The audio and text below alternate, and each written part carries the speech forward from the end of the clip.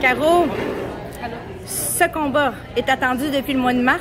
Ouais, ça fait longtemps que je me prépare pour ce combat-là. Ça fait au moins 3 mois plus de 3 mois que je m'entraîne. Que tu es encore en entraînement pour ce combat-là.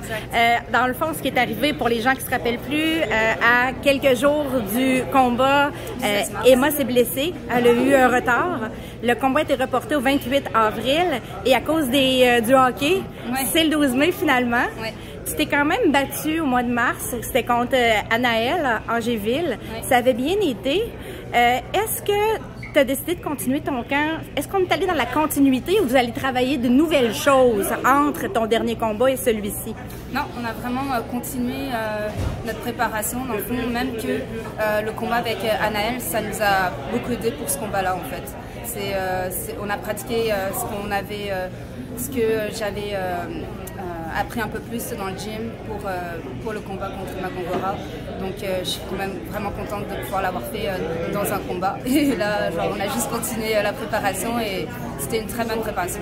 Est-ce qu'il y a des pièges dans lesquels tu veux pas tomber dans ce combat-là? Parce qu'on sait qu'Emma, elle a une réputation. Excusez-moi.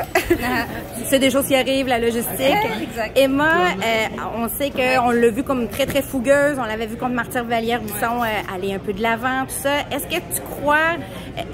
Est-ce qu'il y a des pièges dans quoi il ne faut pas tomber quand on se prépare pour une boxeuse qu'on connaît un peu? C'est sûr qu'il faut connaître ses défauts et ses forces. Et en fait, moi, je veux vraiment être alerte tout le long du combat. Puis lui, bien sûr, je me suis préparée en conséquence. On a toujours une stratégie pour rencontrer un adversaire quand on regarde son style de boxe. Donc, je sais très bien quoi m'attendre. Tu sais très bien quoi t'attendre, il n'y aura pas de surprise? Non, exact. OK. Dis-moi, tu as une année déjà active. On est à deux combats déjà. Ouais. Tu vises combien de combats cette année à peu près? Qu'est-ce que tu aimerais, où tu aimerais te positionner? Je te pose tout le temps cette question-là, mais c'est parce que l'année avance, puis là, on voit déjà que Sky Nicholson va peut-être se battre pour un titre intérim bientôt. Elle veut se positionner derrière Amanda Serrano. Je présume que toi, tu as envie de te positionner pas loin non plus. Moi, pour cette année, je veux continuer à faire plusieurs combats. J'aimerais ça en faire au moins 6. Là, c'est mon 3e de l'année.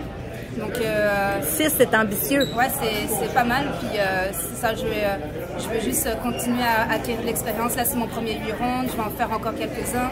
Peut-être à la fin de l'année, mon premier 10 rounds. Donc c'est un peu vers cette direction-là que je m'en vais. Et on verra pour se positionner par rapport à un titre quelconque. On verra à ce moment-là.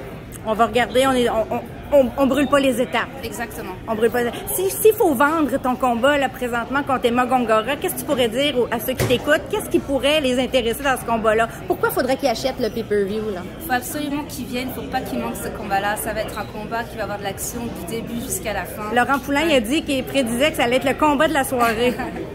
Je crois certainement. Ça va être un combat avec énormément d'action.